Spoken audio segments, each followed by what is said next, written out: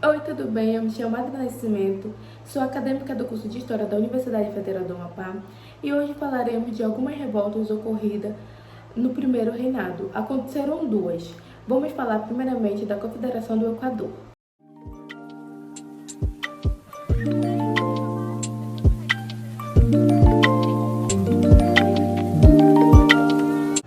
A Confederação do Equador ocorreu em 1824 em Pernambuco, quando a Assembleia Constituinte de 1923 foi dissolvida por Dom Pedro I. Assim, o então governador de Pernambuco, Manuel de Carvalho, foi retirado do cargo. Após a Constituição de 1824, algumas províncias do Nordeste não concordavam com as medidas e eram contrárias ao imperador. Um dos motivos que levaram as províncias do Nordeste a se rebelarem foi a grave crise açucareira que a região estava vivendo. Manuel de Carvalho se aproveitou do clima de insatisfação e iniciou um movimento separatista, que visava a criação de um Estado independente chamado Confederação do Equador. Outras províncias como Rio Grande do Norte, Paraíba e Ceará aderiram ao movimento. A Confederação defendia o fim do tráfico negreiro, da escravidão e do alistamento militar obrigatório, além de um governo republicano comandado pelas camadas populares. Porém, devido a problemas internos, o movimento perdeu força. Uma das figuras populares da Confederação do Equador foi Frei Canecas. A elite agrária que fazia parte da revolta começou a discordar das propostas do movimento e logo começaram a desistir. Essa crise interna permitiu que Dom Pedro I agisse rápido para combater o movimento. Então, ele pegou empréstimos com a Inglaterra e criou um exército. Em setembro de 1824, navios imperiais cercaram o litoral e as tropas terrestres, com a ajuda da elite, atacaram os revoltosos. A elite, que até então fazia parte dos movimentos, acabou se aliando às tropas imperiais.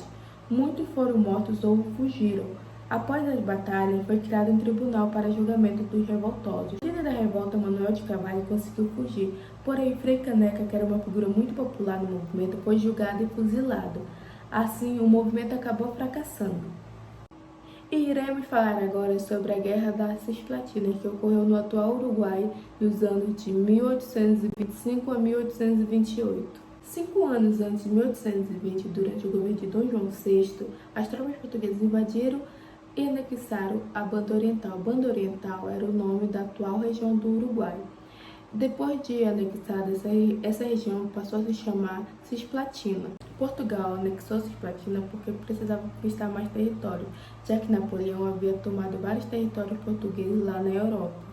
Em 1825, a população de Cisplatina, que nem falava português, iniciou o processo de separação de Portugal e acabou ganhando o apoio da Confederação das Províncias da Prata, que é o nome da atual região da Argentina. Dom Pedro I reagiu ao movimento e iniciou uma guerra pelo controle de Cisplatina. Porém, o exército brasileiro começou a sofrer muitas perdas. Depois de 3 anos de batalha, Dom Pedro I teve que reconhecer a derrota em 1928 e assim aceitar a independência de Cisplatina. O governo brasileiro assinou o Tratado de Montevidéu, que foi conduzido pelos governos britânico e francês. Agora vamos para um pequeno resumo de tudo que falamos nesse vídeo. A Confederação do Equador ocorreu em Pernambuco em 1824. As causas foram a retirada do governador do cargo, a crise açucareira e as medidas adotadas pelo imperador. Os revoltosos queriam o fim da escravidão, do alistamento obrigatório e queriam um governo republicano.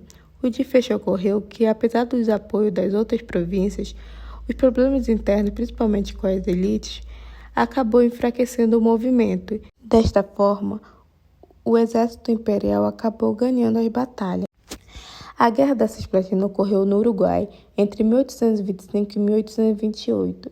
A causa foi a disputa territorial pela Cisplatina. A Cisplatina teve o apoio da Argentina contra o Brasil. Depois de 3 anos de batalha, Dom Pedro I desiste em 1928. A Cisplatina se torna independente e muda o nome para Uruguai.